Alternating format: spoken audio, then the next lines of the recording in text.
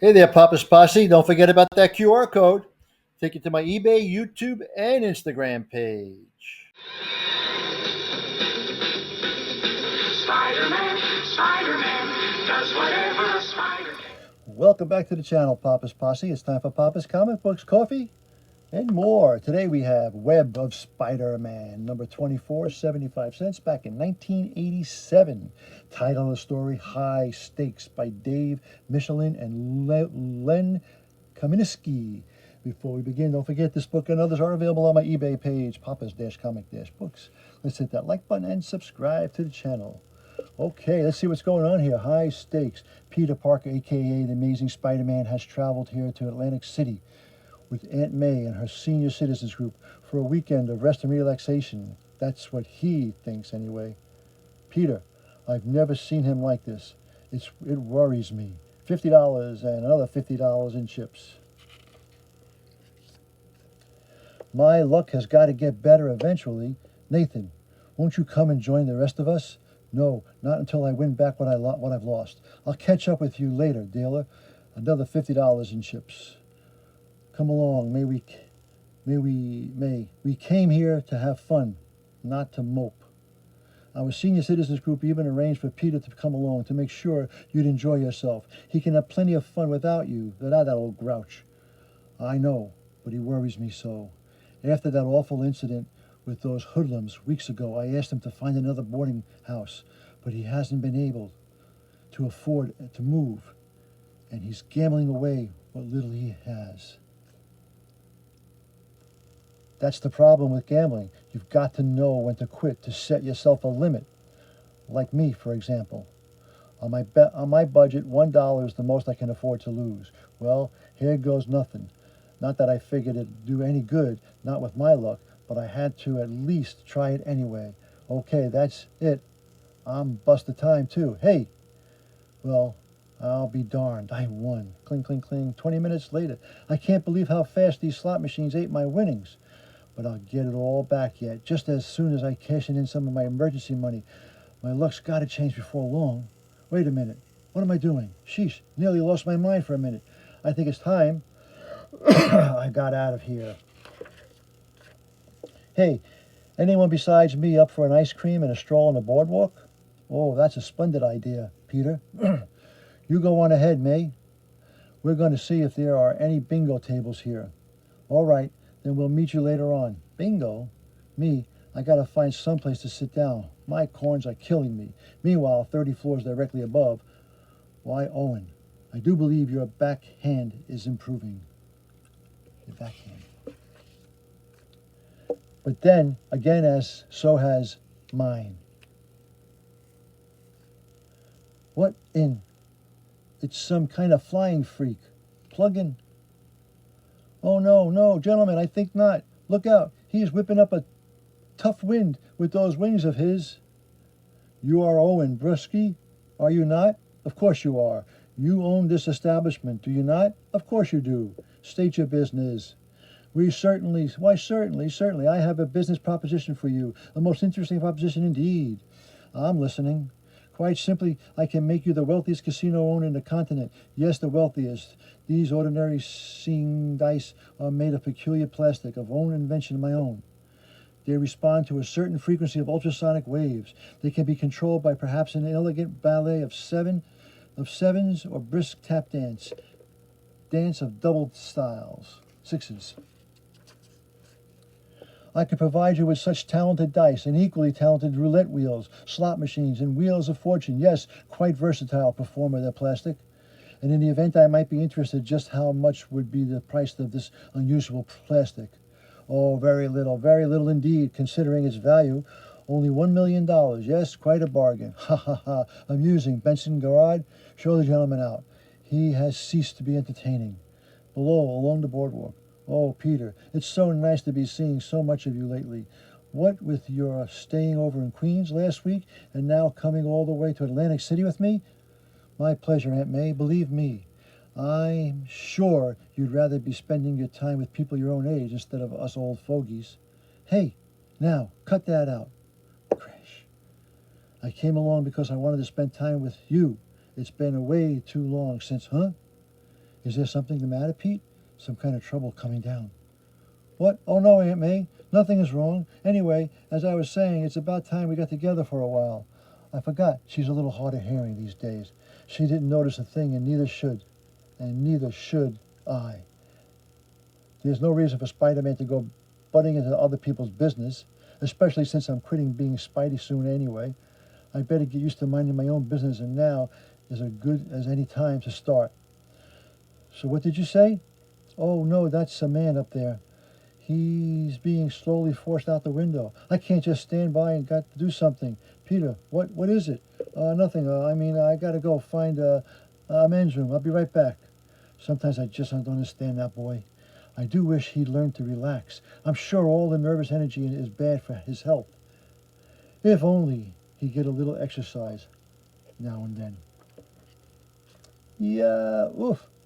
Well, he'll have a king-size Excedrin headache when he wakes up, but it's better than being in a public Rorschach's chest. I think better. Check out the penthouse, just so as I don't have to do any more last-minute rescuing tonight. Ugh. Once I'm there, I can whip up a makeshift web mask to hide my face. Hey, what the? Someone is grabbing my ankle. My legs, off balance. I'm going to fall. Only gonna get one shot at this. Make it a good one, Parker. Got it. Now to swing around and woof. Good building, nice building. What happened back there? Why didn't my spider sense warn me that I was being attacked? Unless I'm losing my spider sense. Could that be it? Just like when I was pushed in front of the train weeks ago, I didn't warn me then either.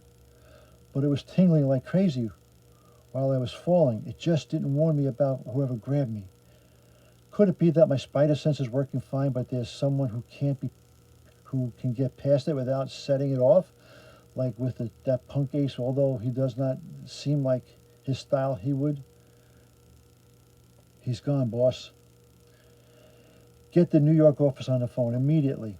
I'm going to arrange for some special security measures in the event he makes the mistake of returning. Well, whatever it was, it's over now. Which is a good thing, because I've got more important things to worry about. Like who is behind these attacks? Why are they doing it? And most important, when will they strike again? And then moments later, sorry it took me so long. I dashed back to the room to pick up a camera on the way back. I just couldn't let a great weekend like this go by without getting a picture of my favorite glamour girl amidst all this glitz. Okay, now say jackpot. Oh, Peter, you silly boy. Close enough. And south of Atlantic City in the residential section of Ventnor. Drat. I'm almost out of chelated manganese. That won't do at all. No, not at all. Look. It's very important to keep my health up by declining years. Very important, yes, for I have much work to do before I die. I have to raise a lot of money, arrange for proper funeral services. The vulture must not have a common ordinary grave. Oh no, I will not be treated like just another loathsome piece of meat. Oh no, not the vulture. Ordinary men deny death, while the vulture embraces it. Mine must be a glorious death, and an even more glorious embalming. I must be preserved for posterity. Yet taxidermy is costly, especially illicit taxidermy as mine would be. And then there is the problem of suitable, dignified final resting place. The Museum of Natural History, perhaps, or possibly the Smithsonian, a place where I will be accorded to my due respect. Yes. However, I first must secure my nest egg. Nest egg. How considerate of my old friend Randall Reese to die so suddenly, leaving me to appropriate his home and his lab. Robbing common graves was becoming so tiresome. If only Randall had left more complete notes about his special plastic compound, then I could sell the secret to one of the major conglomerates or even the Pentagon. As is, though I'm only able to create childish parlor game tricks. That boorish man Borowski. He must learn the price of spurning my generous offer. No man may mock the vulture and live. Later that night. And now, ladies and gentlemen, the star of our show, the magnificent Manfred. Thank you. Welcome to our show. Magic is magical. Tonight we will astound and entertain you with wondrous illusions and feats of magic. I think Manfred is just so wonderful. Don't you agree, Peter? Yeah, sure. Just swell. After all, dreams are true magic in life. Don't you think? Of course you do. And don't forget, love, that's the greatest magic of all. Oh, why couldn't I have booked on a tour with something really exciting like live stage reenactment of famous episodes of Gilligan's Island? Meanwhile, outside, look, pal, I told you already. Nobody allowed in after 6 without a jacket. I don't make the house rules around here. I just enforce them. What the? Huh? Hey, Mr. Brusky was afraid that weirdo would be back. Miller, to security control. We've got a birdie in the main casino. Affirmative, will do. Hey, you let him in without a jacket. Give me strength. And now, ladies and gentlemen, for my next feat, I will require a volunteer from our audience. My spider sense tingling, but why? It could be nothing, but with Aunt May here, I can't take the chance. I've got to check it out. But I'll look suspicious if I just run out in the middle of the show. Wait a minute. I volunteer. I hope this trick works the way I think it works. As you can see, 2 perfectly ordinary plexiglass boxes until they are shrouded with the mist of mystery. And now you see a miraculous transference has happened. This box is now empty, while the other is also empty. I'll bet old Manfred's going to be wondering for weeks how he pulled that stunt off. All things considering, though, I'll take Dr. Strange any day. Hey, you can't come in here. Excuse me, folks, just passing through. Back in the main casino. Ha ha ha, run, scatter like the earthbound rodents you are. Tell the world about the fate of those who mock the vulture. Terror, run, and death. Oh no, help, tell them, ha ha. Look out, he's swinging around again. Fred, come on, we've got to get out of here. Not yet, I've almost got this baby licked. He's going to pay off in $100,000 any minute now, and I'm not letting go till she does. Where is Brusky? Bring him to me, or I'll destroy this building brick by brick. Bring him now. Blast, there's too many civilians around here. Can't get clear shot. Wait, here he comes. Grab him. Ha ha ha, it'll take far more than you 2 slugs to stop the vulture, and you'll pay for that mistake. Oh yes, pay so dearly with your lives. After the 2 guards fall harmlessly into a web net, Vulture, buddy, don't you think it's about time you cashed in? Oh, you will regret this, Spider-Man. Too late, I regret it already. In fact, shut up. Whoops. I can never get over the amount of wind he can generate with those wacko wings of his. I'm not going to let that stop me, though. Look, Vulch, we've been through this a dozen times. You go on a rampage and I find you. I beat the tar out of you. You know the story. Oh, no, never. I'm the Vulture. Don't you understand the Vulture? I am the harbinger of death. I do not bow to ground slugs such as you. Couldn't you just make it easy yourself and give up? Harbinger of death, right? We're talking Fruit Loops here. Today you die, Spider-Man. Today you die. You've humiliated me for the last time. The last time. Oh no, got to web this dumb giant slot machine before it crushes the couple. Ugh. What do they think these things are out of? What do they make these things out of? Cast iron? Taking all my strength to keep it up. Finally, Spider-Man. My revenge. Oh well, here comes the beak breath. Oh, I'm tired. What do I do? If I stay here, the vulture will splatter me all over this room. And yet, if I let go of this web line, those people will die. Why am I doing this? I don't know these people. Would they risk themselves for me? No way. I should save myself. I have to let it go. What am I thinking? I can't let it go. All I have to take that punch, hold it till these people get, death is my mistress, Spider-Man. She awaits you. Oh, what? Boom. We're safe. Oh, get it together, Parker, before it's at last my revenge. Yes, yes. Too late. Wait, where did the exploding pumpkin come from? I'm saved by the Hoboglobin, my deadliest enemy. You've got to be kidding. You have made a foolish mistake, Vulture. This casino's under my protection. He intends to kill me? No, I'm not prepared for that yet. Not yet. I mustn't die yet. Must fly away, fly away, fly away, fly away. Now I shall deal with Spider-Man, Hobgoblin. Have a care, Johnston, though I have forged an alliance with your master, DeRose.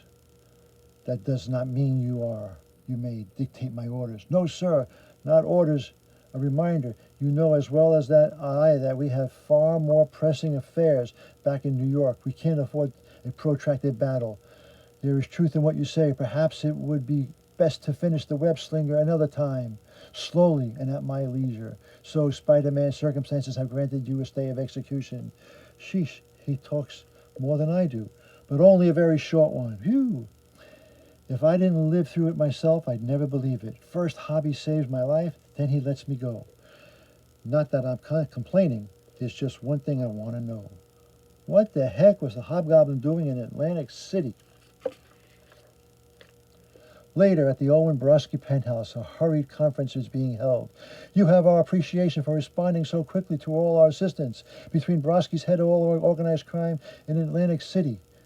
You did the correct thing, Borowski. We cannot allow any disturbances of current balance of power, and we are all achieve our goal. The goal of total domination of all organized criminal activities on the East Coast. The mysterious mass crime lord called DeRose.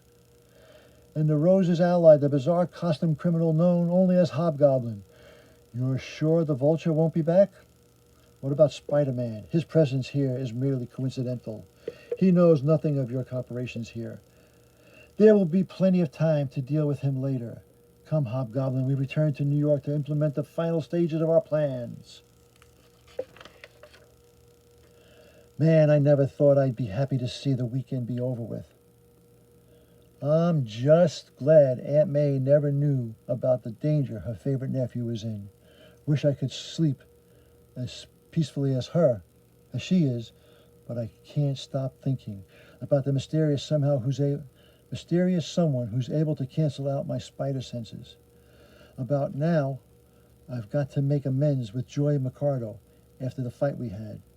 About the Hobgoblin's sudden appearance in Atlantic City. I don't know how, but I'm sure that he's showing up has something to do with what's going on back in New York. Something's brewing up there. Something's big. Some kind of power struggle between Hobby, DeRose, the kingpin of crime, and who knows who else. And somehow I've got the sinking feeling that I'm going to end up in the middle of this mess, whether I like it or not. Oh well, maybe it'll all work out all right. Maybe. And that is that. And that was Web of Spider-Man number 24, High Stakes, from 1987. I hope you enjoyed that little reading. Don't forget, this book and others are available on my eBay page, Papa's-Comic-Books. Please hit that like button and subscribe to the channel. And as Papa, Spidey, Hobgoblin, Borowski, and the Vulture always say, that was easy. Until next time, Papa is out.